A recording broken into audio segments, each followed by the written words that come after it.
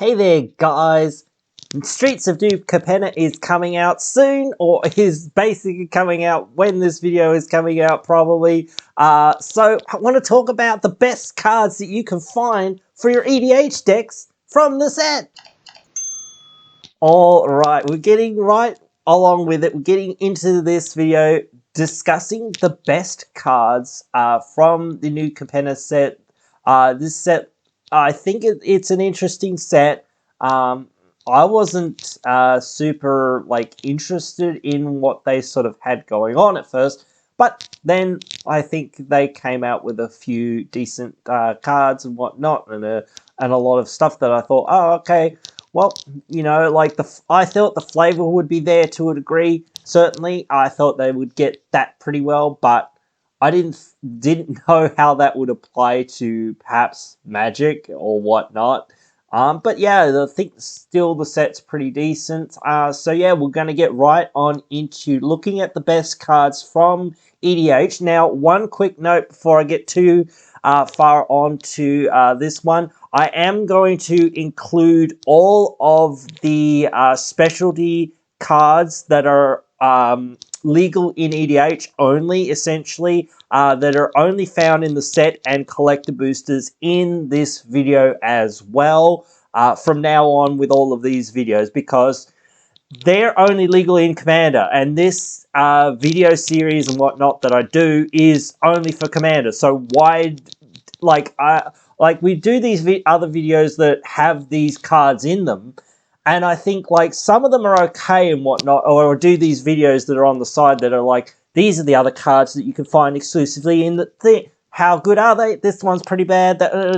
All this. No, I'm not going to do that anymore because it just takes too much time and too much effort and too much energy for me. So, and I think it takes away from you guys, you know, getting the most out of what's in the set and whatnot. So I'm just going to put the best ones into here. There's probably going to be a whole lot of them now, a whole lot more now regarding, you know, how much is going to be fit in. So I think I was saying I didn't have a maximum limit essentially before, but I'm still going to try to keep it to a certain limit because I don't want to sit here and talk about, you know, more than 30 or 40 cards or whatever, because at that point it starts becoming this is just a set review, and it is a set review, but it isn't essentially. We're just trimming the fat to get the top whatever cards that I think people will play in EDH. Now, there are some, again, that I go, well, that's a good card, but is it the top whatever cards? No, so unfortunately probably can't talk about it. I would love to actually start doing ones for sweet commons or uncommons and whatnot. Let me know if you want to see that down in the comments below. I will do it as well. And I'm actually going to do old school commons and uncommons that I think should see more play. Just as a quick note, and we're going to do some old school quote-unquote set reviews as well in the upcoming future, so be on the lookout for that. Be sure to subscribe and ring the bell so that you can make sure that you get those videos into your life and into your newsfeed and whatnot, and you can watch them and enjoy them. So, but anyway, without any more hoopla and hala and whatnot, let's get right into the best cards from Streets of New Capenna for EDH. One of the first cards that I think I would think about for the format as it currently is this Professional Face Breaker. I don't know if it's the most powerful card from the set, but I think it's darn good. 2/3 menace for 3 isn't that amazing, but that's okay still. The main effects out of this is whenever your creatures hit, you make a treasure. That's already really good. We see how good Grim Hireling is. We see how good Toski is. I know Toski draws cards and whatnot, but those style of effects still are pretty good. We, as I say, people underestimate how good combat damage is sometimes, and that, especially in the more medium power levels, whatnot, certainly is much more relevant, I think. But anyway, whenever your creatures deal damage. You just get treasures so you can ramp into more stuff, get more things to play, or get more things into play and whatnot. And then you can sacrifice your treasures for card advantage. Like, that's insane. Like, you make 5 treasures or whatever, or if you have 5 treasures laying around and you have no more cards in hand, or you don't have really good cards in hand, you can just sacrifice a treasure and be like, okay, cool, I get the top card and I still have 4 of my other treasures to cast the next card off the top of my deck. If the next card off the top of my deck is another land or a spell that I can't really use right now or whatnot, then I can sacrifice another treasure until I get another spell that I can cast, and I still have this mana that I can use, or I can still generate mana or whatnot on my turn with this thing or with other things that are in my deck or whatnot to get the mana to cast something off the top with this ability. So, like, it having those 2 abilities is really insane. All on the one card. It gives you ramp and card advantage in red. Like, that, and this is a 3 mana thing. It could make, like, I know it's not nearly as good as Dockside Extortionist, just making 50,000 million treasures, like, right away or whatever, but still, it could make a lot of treasures if you've got the right board state and can get in the right amount of damages and whatnot and things like that. So it could make a lot of mana, or at least it could be free for you. So you get this 2/3 Menacer for free, and then even then saying, well, whatever, I only got 3 mana out of it, or whatnot, you could still get 3 cards out of it, and you still have, like, generated more card advantage or more mana either way. So, like, just either way I look at this card, it's just good no matter what. Like, if you've got excess mana, excess treasures, and whatnot, you can just sack them to this thing to get more cards. So anytime you've got excess mana, you can just, like, dump your treasures into this thing. Like, decks that really like treasures and things like that, like, Prosper Tomebound. This would be an amazing card for Prosper Tomebound, even though, like, that deck doesn't do much combat damage to opponents. Just the ability, like, you'll have so many treasures in that deck, and you just want to keep exiling cards from that from your library and whatnot. And then you'll just make more treasures when you cast the spell, so you can keep exiling more and more things. So that's going to be really ridiculous in a deck like that. You know, and whatnot. There's a heap of homes for this sort of card.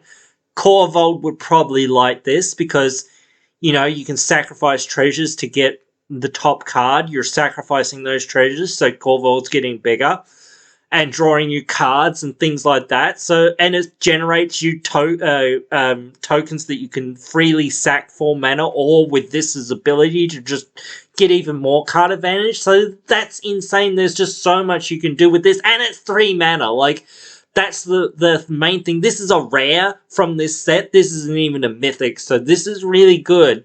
Like, I think, you know, for any deck that's, you know, in red, not maybe in green, perhaps, because you've already got that really good ramp and that really good card draw and card advantage. But any deck that doesn't really have green and green card advantage, or blue card advantage, or maybe even black card advantage, I guess, to that extent, would probably really want a card like this. So, yeah, even then, I would say that there is some decks that want this for the synergy. So I would say that this card will go into a lot of decks. A lot of people want this card. But yeah, we'll move on to more cards that I think you should look at putting in your decks. I do think Territory Stomper would be pretty good, mainly in dinosaur decks, but it is a 3 mana 4/4 that ramps you that also has Vigilance. And yeah, it can't attack or block unless you control 7 or more lands or whatnot, but still, like, I think its ETB alone is well worth it in a sense, because like people still play like Firehaven Elf and things like this and whatnot. So I think that this is certainly playable, certainly more so in dinosaur decks, but certainly I do think its body is really good, and like it'd probably be really playable in Muldrotha and Merrin decks like that, because again it's a body, and you care about having these bodies that you can recur and sack and do different things with and keep getting value out of and whatnot. So I would think that it fits into those style of decks. Again, if you're just a big stompy style deck, I would think about it, because it is 3 mana ramp, on a creature. So those are two things that you kind of want, and having them kind of spliced onto one card means you don't have to supply as many slots for both your big stompy kind of stuff plus your ramp. So I would think that this is quite decent, and I would think that people should really look at putting it into some of your decks. It's not the best, but I don't think it's the worst. Having a 4/4 vigilance isn't too bad.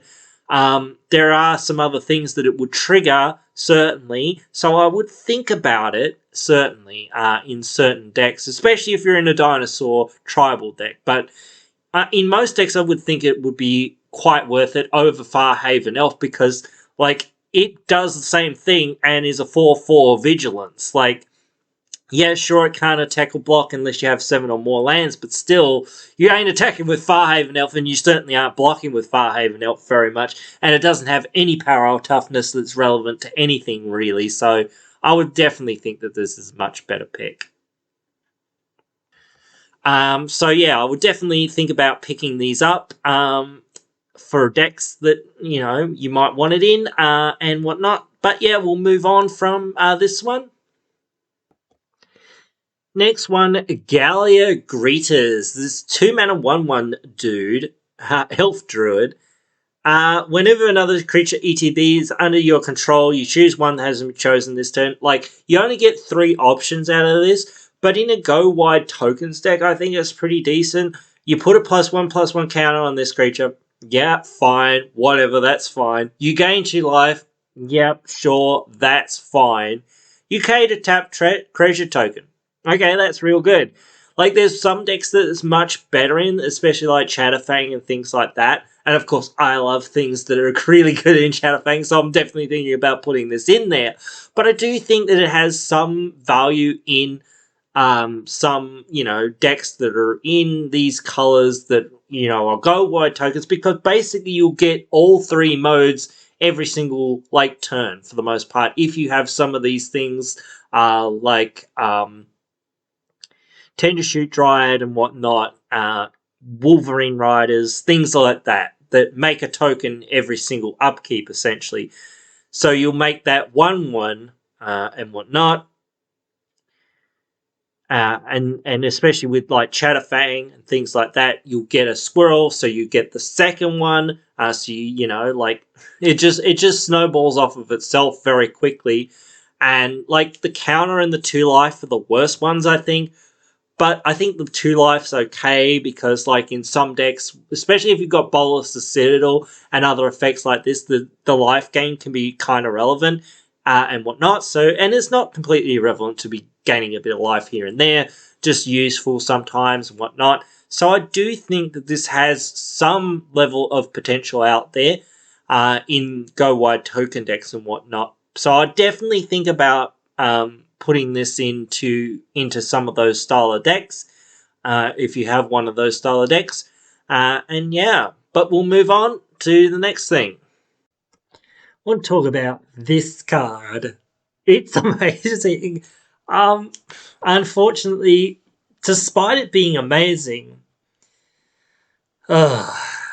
it's not quite as much as what people would think as, but I still think that Smuggler's Share is really good. It's like White Ristic Study to an extent.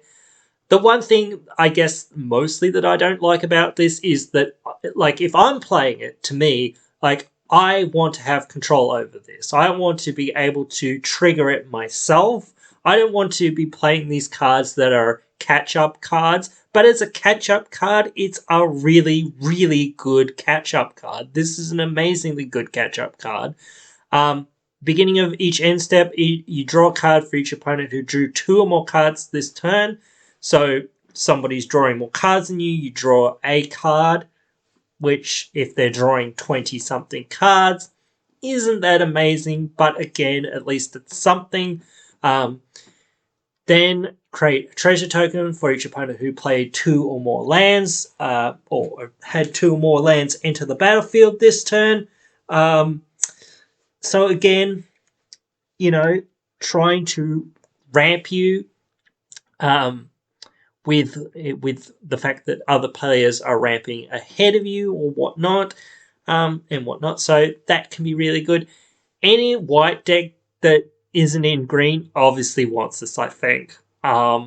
It's a really good card that a lot of decks want, I think. I think it's a very powerful card that's on probably beyond, to a degree, the power level of Smothering Tithe, because it does 2 things together at once. Yes, Smothering Tithe makes a whole bunch of treasures, but it's one of those things that it's just like, now I have 1,000,000 treasures. Okay, now what do I do?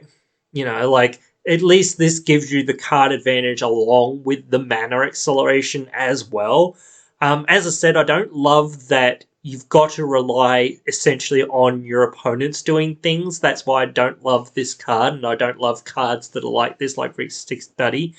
But the thing is, people are going to play the game. That's the facts of the day. People aren't just going to be like, well, I'm not going to play my land for turn, or I'm not going to ramp for turn, just because you're going to get a treasure or whatever, or draw a card or whatnot. I'm not going to just not draw cards or whatnot on my turn or whatnot just because you're going to draw a card.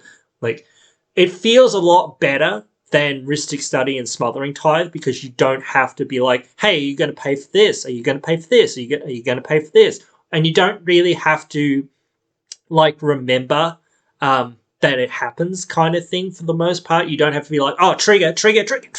You just have to go, oh, at the end of your turn, you drew whatever cards, blah, blah, blah, and you played 2 lands. Okay, cool. I get a treasure and a, card. Cool. Okay. All right. It doesn't interrupt the flow of the game. It doesn't interrupt, decision making and things like that for people, which is what I find I don't love about Smothering Tithe and those cards. So that side of it I like, because it's at least it's okay, that's cool, whatnot.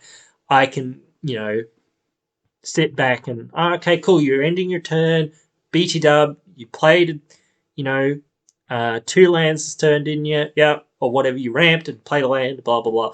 And you drew an extra card this turn, so I do my thing on this, blah, blah, blah. Cool. It's next person's turn. It doesn't take up a whole lot, other than Smothering Tithe, or Ristic Study or anything like that. So, but anyway, as I said, it's really great, and yeah, I'm sure people will take it, because again, there's actually that commander that we're going to be talking about probably a bit later, that whenever you create a token, you draw a card. So with this, you basically create a treasure, draw a card, and then draw a card if, somebody's, drawn more than 1 card per turn, which a lot of people want to try to do. But again, as I say, I don't love it because it's just one of those catch-up cards, and I wish they'd actually print things that you can actually build around and say, hey, this is what I'm doing with my deck, rather than just going, oh, well, I hope people play spells and play lands and stuff. But people are going to obviously do that, but I just don't like it that everything in this color is so reliant on, if my opponents don't do anything, then I'm kind of screwed. I'll play this enchantment that just has no text, but then again, it's sort of slowing people down or whatnot, I guess, to a degree. But it doesn't work with all those stacks pieces that say players can only draw 1 card per turn or play 1 land per turn and whatnot, all those sorts of things. So, I don't know. It kind of goes against everything else. But anyway, that is it for this one, and we'll move on to more things. Yeah, Titan of Industry is just pretty insane as well. It does a whole lot of things when it enters the battlefield. You're choosing 2 of those things, which is pretty darn good. It's interesting that it's the Titan of Industry, Like, what? It's a building? Like, what's going on here? This is complete flavor fail for green, but it is an elemental somehow. It's an elemental building. I don't understand. But, like, whatever. Sure, green. Like, whatever. You've got another card coming that's just another card that I'm going to be very mad about, but whatever. Reach and Trample 7/7 is, for 7, those decent stats, whatever, that's fine. I think like this will go into a lot of different decks, mainly like graveyard focused or ETB focused style decks where you can really abuse that ETB effect. The destroy artifact enchantment's pretty nice. I think the Rhino's okay. Putting a shield counter, essentially an indestructible counter on something, probably this, because like besides like exile effects, like you're only really worried about people destroying this thing. But then again, if you've got like destroy something or destroy an artifact or enchantment or whatever, I don't know, getting that one indestructible seems like the best one. I don't know. If the 4/4 seems really good, especially for like 7, you're getting like 11 power. It doesn't say you can choose the same mode twice, but still, that's fine. Like, again, if you're in those blink decks or you're in those reanimator decks, it's like, oh, okay. Even though it's a sorcery speed answer to that extent of saying, 7 mana sorcery, destroy an artifact or enchantment, that's not that amazing. But again, like, when you can cheat it out, pay 3 mana for it, or, cast it at instant speed or do other things, then that's where, like, elemental decks might really want it as well, because it's an elemental. Hey, look, it's in my graveyard. Oh, what's that? I'll pay 5 mana at instant speed and cast it, and I'll also get a 4/4 or get it indestructible or whatever, or, whatever. Yeah, that seems pretty good. But, yeah, we'll keep moving on, doing more of these. This is definitely a card, though, that people should check out if you're into something that, you can use this for and do some crazy things with. I also think Sanctuary Warden's really good. I think there's actually almost a cycle of these 6 mana creatures in this set that I kind of want to talk about in each color. At least there's one in white and there's one in blue as far as what I've seen. 5/5 flyer for 6. That's not too bad. It enters the battlefield with 2 shield counters on it, which is pretty darn good. So, it has like 2 totem armors on it, essentially, which are pretty darn, useful, especially for a 5/5 flyer. There's not much that's going to block this thing for the most part. Like, there might be a few things, but again, for the most part, there's not going to be much that blocks this because it's a big 5/5 flyer. But, like, having double, totem armor is just, like, kind of crazy because you're just like, oh, okay, cool. I'll just, like, protect this thing even if it does get blocked or if someone does go to, blow it up or whatnot. Just, it's indestructible, essentially, or removes one of the shield counters. But it actually interacts with shield counters. So when it enters the battlefield or attacks, you may remove a counter from a creature or planeswalker you control. If you do, you draw a card and you create a 1/1 green and white citizen creature token. Now, that can be any counter, not just the shield counters, but it does work with itself, which is pretty decent. And it's white card draw-ish, I guess. But if you have things like Cathar's Crusade, that's where this thing is insane, because you make this 1/1, you get a counter on all your stuff, and then you're just like, well, I'll remove one of those counters to make another one. So you basically go pseudo-infinite with this and Cathar's Crusade. And, well, you can go infinite, I guess, but you can just, like, stop it at any time because you can just be like, oh, well, I'm going to not put a counter on stuff. So that's really dumb. So there's a few other little things, like if you're in green and whatnot, obviously Ivy Lane Denizen can work. Putting counters on thing, you've made a creature, you can put a counter on a green thing, then you can, which can be the Ivy Lane Denizen itself. So that works within that, even if you don't have anything else. So you can just keep pooping out babies, essentially, pooping them all out.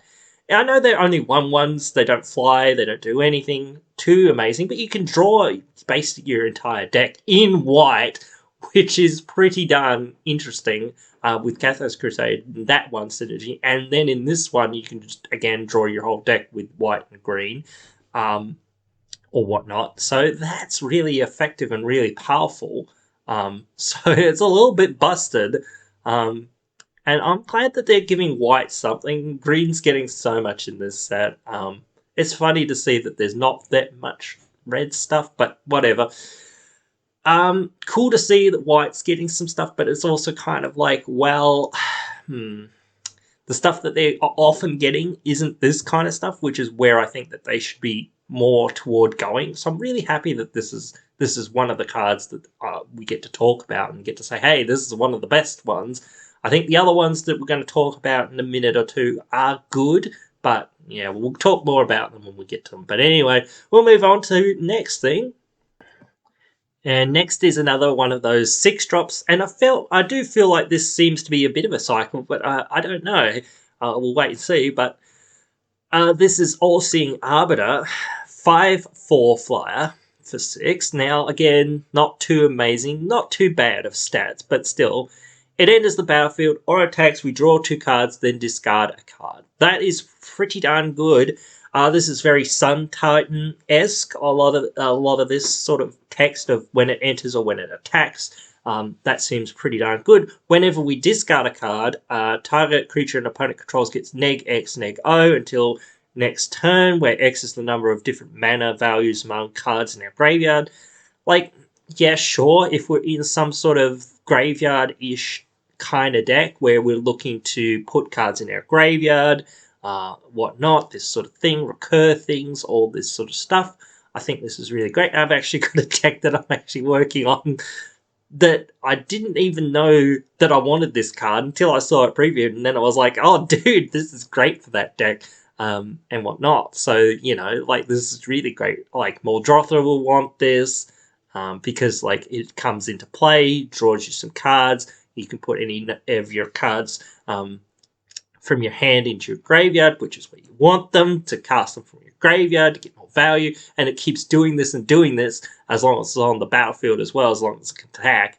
So that's real good as well. And then it debuffs somebody's thing until next turn. So if they've got like Blightsteel Colossus or something, you're just like, oh, okay, cool.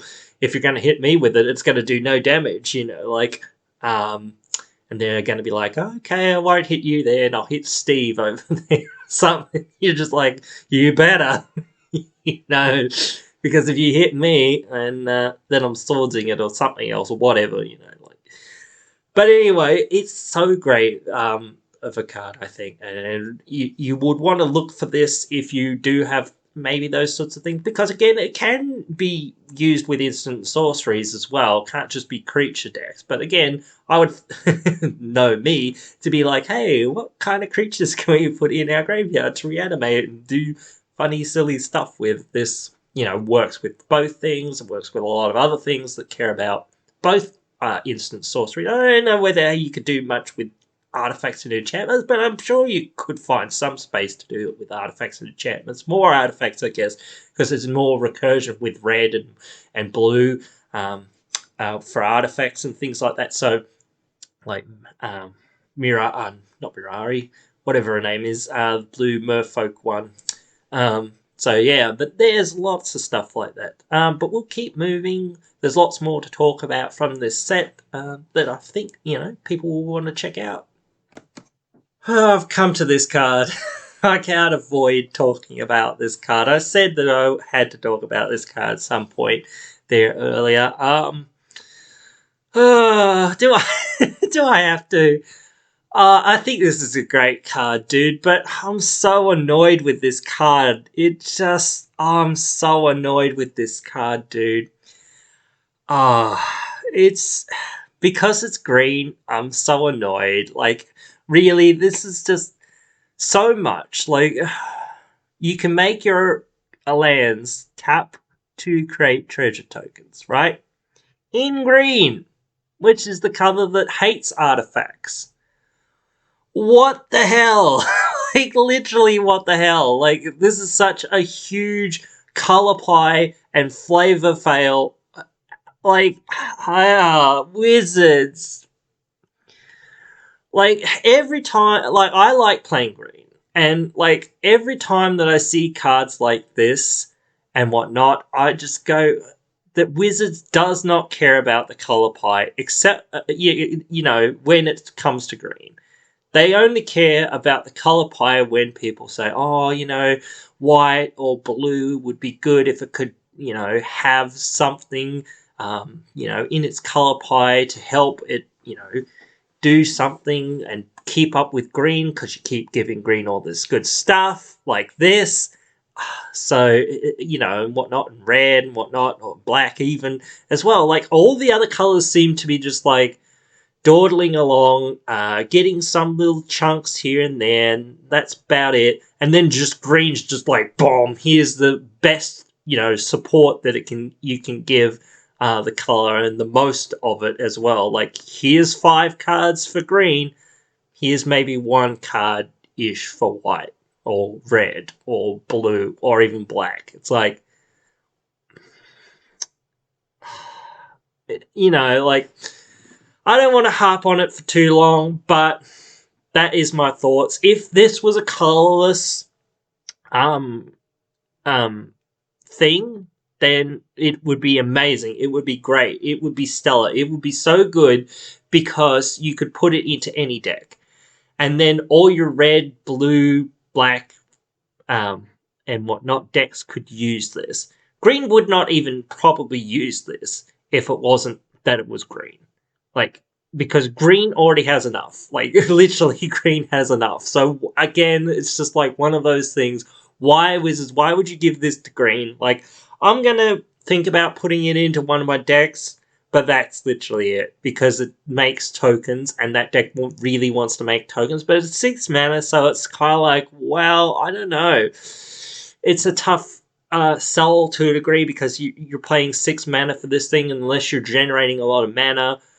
Then it's kind of like, well, I probably don't get anything out of it this turn, then somebody's probably just going to blow it up. But still, it's just one of those really great, effective cards that can do a lot in the certain decks and whatnot. So if you're in a deck like Chatterfang and decks like that that really care about you making tokens, or that new Cat Dog Commander, which we might be talking about in the Legend set, I'm not too sure, but still, that would love a card like this because you just tap a land to make a treasure, which makes a 2/2 cat or a 3/1 dog.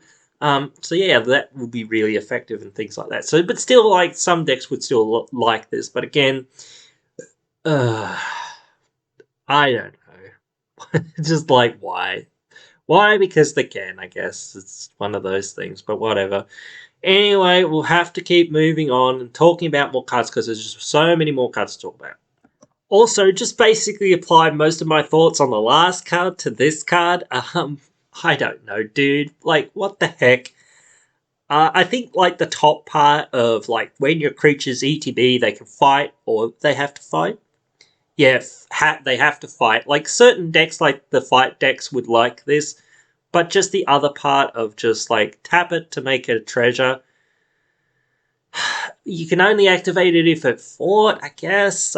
But so maybe sometimes you won't have that. But just like green getting a 2 mana rock again. Just what?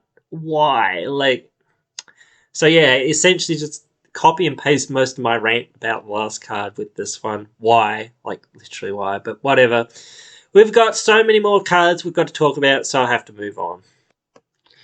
Alright, hopefully getting away from the rant cards.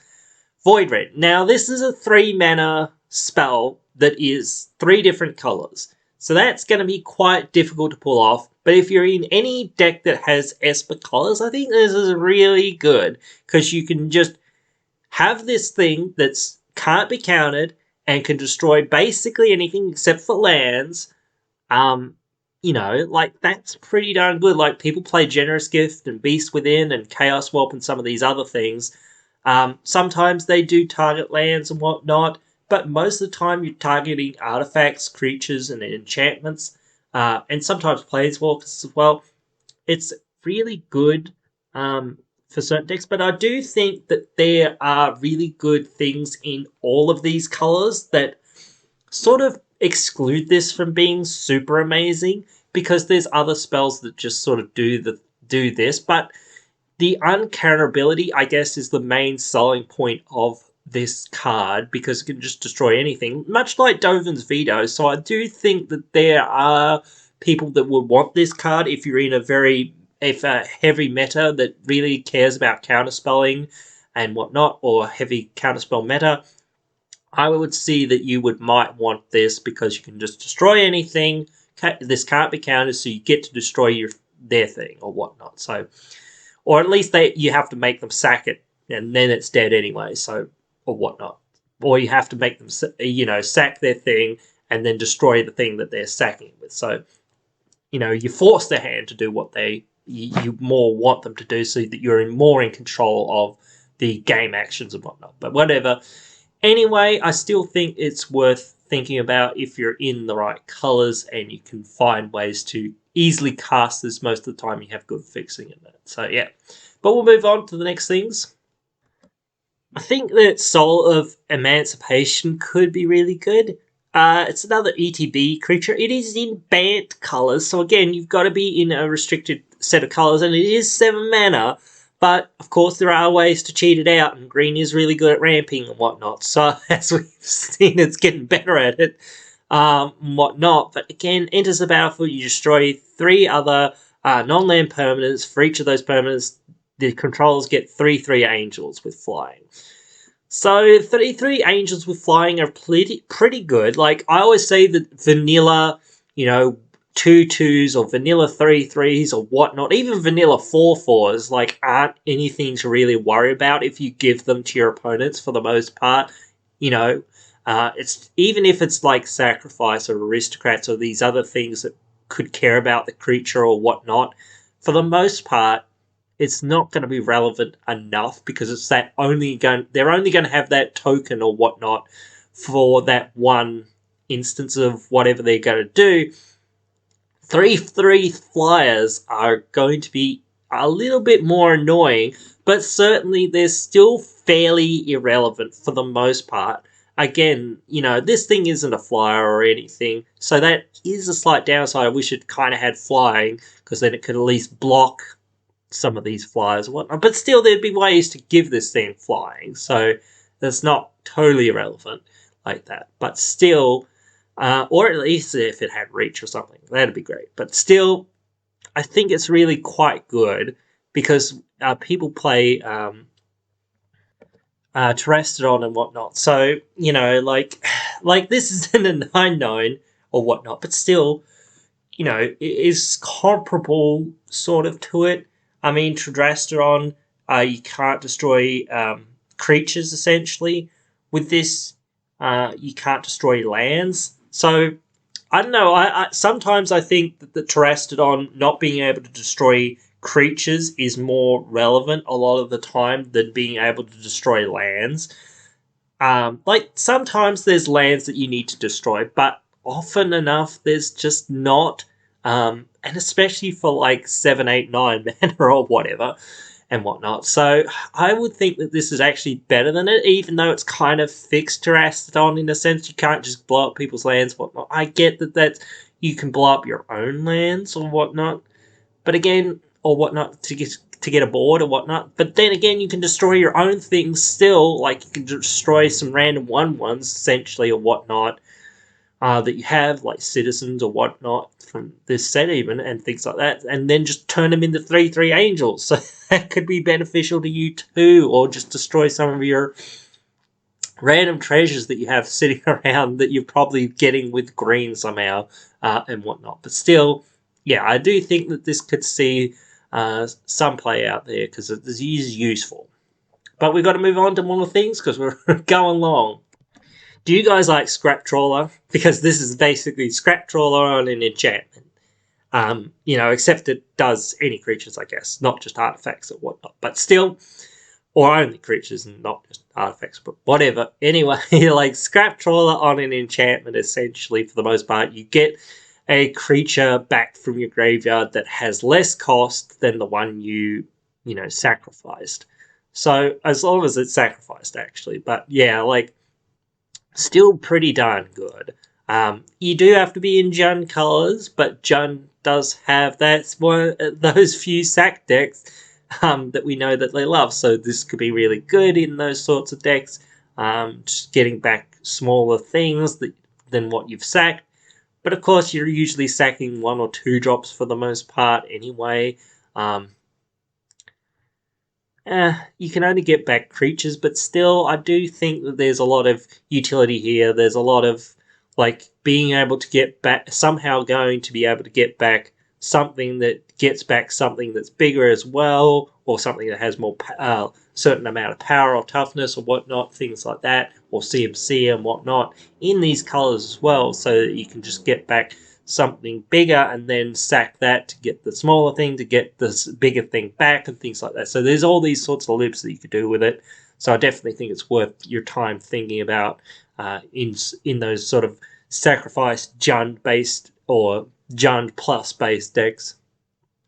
Honestly, I think most of the ascendancies are pretty good. This one, the esport one, whenever you cast a spell, if its mana value is equal to +1 of the number of soul counters on this on the enchantment here, then you create a 2/2 spirit creature with flying, and as long as there are 5 or more soul counters on it, your spirits get +3/+3. So you get this 2/2 whenever you cast any spell, essentially.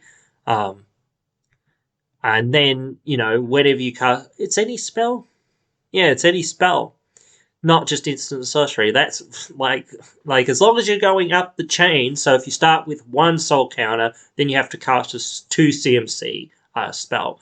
Even if you cast a 2 CMC spell already, or whatnot. So, or even a 3 CMC spell. It doesn't matter what spell you cast first, as long as this next spell is 1 CMC, essentially more than the number of soul counters on it, then you'll get that 2/2. And then when you have 5 or more counters on it, your stuff's getting +3/+3, which is quite powerful. You're getting these 5/5s. There's a little bit to build around it. I don't really see like what specific decks would want this. Maybe like the enchantment artifact commander Alayla maybe would want this because it cares about the enchantment, plus it cares about the flyers and whatnot. Just buffing up your flyers. Only for spirits, but still, if you go down a semi-spirit route, you could get there with it. If you've got a deck that cares about spirits, your Esper spirits of some sort, then also I would think that this is quite good. So yeah, I would think about it in certain decks, definitely. Do you guys like kess on an enchantment? Essentially, that's what this thing is, except you can sacrifice creatures to cast those, or you have to sacrifice creatures to cast those spells. So you want to be generating some tokens, generating these things, or having these things that you can freely sacrifice pretty easily, or get them back. Again, some of that graveyard recursion synergy loops and whatnot, and that sort of thing, or whatnot, token generation that you can freely sack them and just like cast your spells to make more things, to cast more spells in the next turn or whatever. I could see this being really good, even though it's only once on your turn essentially. It's still really good to be able to flash back those spells, especially if you're just like almost winning the game off of them or getting so much value out of them, and that sort of thing. So yeah, I really think it's powerful. Even if you have to exile them, I would think about it in those spells, Grixis plus decks. I think this might be the last ascendancy I talk about, the Broker's Ascendancy. End step, you get a +1/+1 counter on each creature or planeswalker you control, or +1 loyalty counter on each planeswalker you control at least. Really good. This was one of the first cards spawned, as we know. So I do think that if you're in a creature deck that cares about +1 counters, really good. Same if you're in a planeswalker deck, you care about, essentially having another commander there, buffing up your planeswalkers, getting them closer to ulting more quickly and whatnot, especially since this will stack, I believe, with that, because you can put the +1 counters on this and then put the +1 counters on from Atraxa and whatnot. So Yeah, that gets real good real quick, especially with the proliferate on creatures. So you getting the double, that's real good. I would like a Bant +1 counters commander of some sort. We might have one to talk about in the legend set, but any deck that really cares about either planeswalkers or creatures getting counters, I would say toss this in as long as you're in Bant plus. I wanted to mention Horde Hauler just for a second because I'm wondering whether this is a sort of cheap way to get a Dockside Extortionist style of an effect out there for those people who are looking for a Dockside Extortionist. It's not going to replace Dockside Extortionist. This is just a cheap imitation of it. But when it deals combat damage to a player, you create a treasure token for each artifact that player controls. Crew for 3, 5/5 for 4 with trample. Seems okay, but I think it's got a lot more work, obviously, into it than what Dockside does. So I don't know how good it will be. It certainly won't be CDH levels, but I do think it will be playable in regular EDH, and that's mostly what I care about and what I talk about, and what we focus on. So I do think that this card could see play, especially if you have vehicles and whatnot. But obviously, it's not nearly as good as some of the other cards that you could be playing. But if you're in colors that have less options, essentially like red and white and Boros and things like that, or even Mardu and some of these other colors and whatnot, or Grixis and things like that, then this could be an okay option if somebody else has got a lot of artifacts, probably the green player for some weird reason, but there you go. But anyway, you can get a lot of extra treasures to help you out and catch back up to that darn green player making those artifacts and whatnot. But yeah, definitely think about it if you would care about vehicles or artifacts maybe and whatnot. Definitely, I would think about it. I just want to say, under Copper Operative is interesting clone that gives you protection or that totem armor effect on it, which is pretty good. So that could be useful. And it enters the battlefield as a copy of any creature, so that's okay. Giving it that one totem armor, I don't know whether that makes up for it being 4 mana, but I think that's what you have to expect. 4 mana at least for these clone effects to be in standard nowadays. So getting that slight upside of it having that one, whiff of dodging removal or dodging a blocker or whatever is pretty good. So I would think about it if you're interested in cloning things and whatnot. Definitely worth the time to look at. I think this could be a pretty good spiteful representation or representation, however you pronounce it.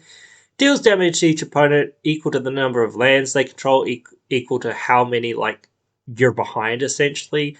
Then you create treasure tokens equal to the damage dealt that way as well. That's pretty darn good for one of these big burn spells and whatnot.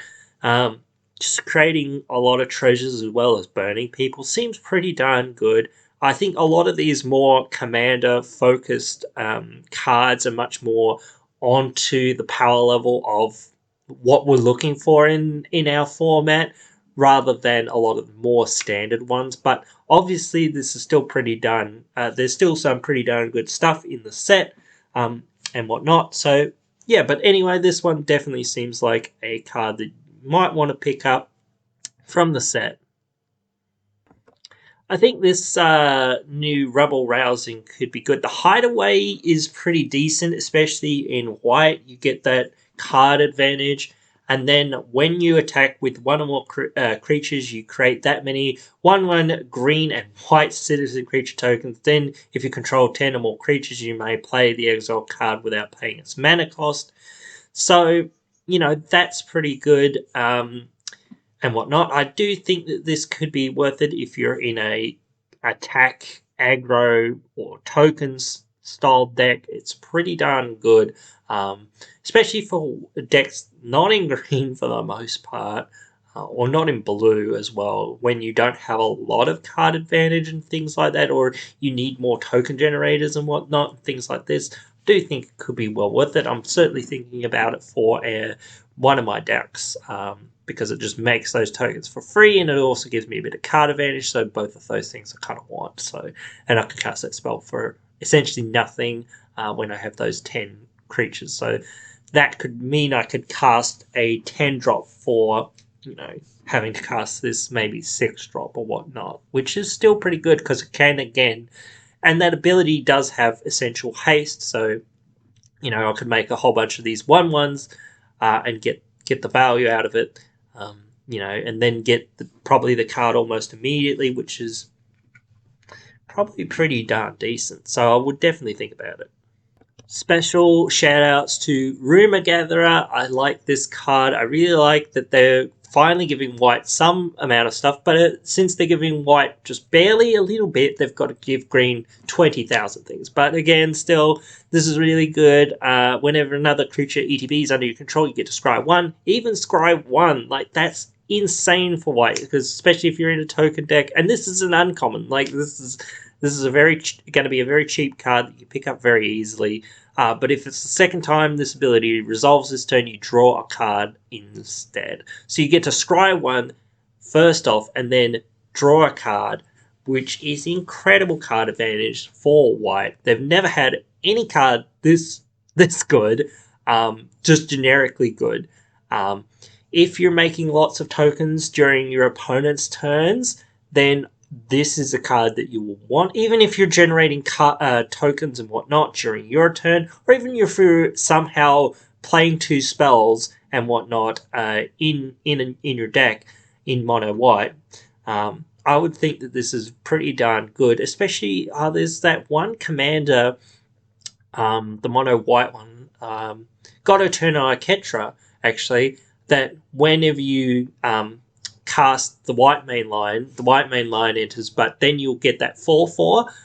That's really great with this because you get to scry 1, then draw a card right away, and you also get a 4/4. You get that white main line back to your hand, which means you can cast it again, plus it has flash, so you can cast it on each of your opponent's turns. There's a few other things like that you could do, and whatnot. So, like, I could see this going in just about any deck that contains white, and decks that you are generating, free creatures and whatnot, or even generating things on your opponent's turns. Really good card advantage and card selection.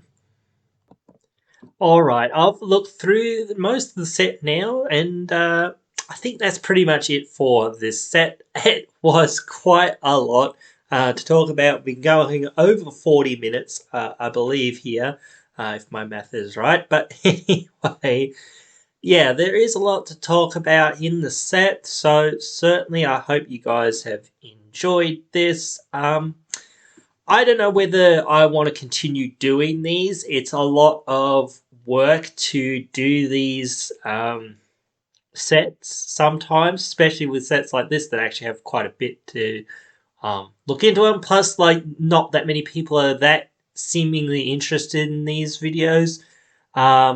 So I keep saying, what do people want to see, but I don't know what people really want to see. I don't know whether people know what they kind of want to see. People want to see deck text, I know that. So this is completely off topic here now, but, I do know to a degree that these aren't as popular, at least on my channel. Maybe that's because you can get this sort of thing elsewhere. I know that's one of those things. It's like, well, I can just go to MTG Goldfish or the Command Zone and get it, and it's sort of basically the same thing. But theirs takes like 3 hours, dude. Like, I'd rather watch this for 40 minutes, even so. Like, So, but anyway, yeah, I don't know. Let me know, you guys. I would love to change doing what we're doing, but I love talking about the sets and the good cards in the sets. So I don't know. Maybe just more like, let's find some actual decks that these could go in. I don't know, or just more deck related things. I don't know. And as I say, like, even the Commanders ones is not as buzzing, I guess, as popular as what I think it should be, for the number of people that are out there playing and whatnot. So you'd think that people want to go, oh wow, what are these new commanders? What can I build around and whatnot? But anyway, guys, you can let me know any of that sort of stuff. Write your thoughts down there in the comments below. I'll be sure to respond to all the comments. Love interacting with you guys, talking about EDH and all these geeky things that we love. So yeah, I'll see you down there in those comments, or I'll see you in the next one. Hey, you've just finished watching one of our videos. A bunch of other videos are popping up on your screen now for you to check out, so why not check them out?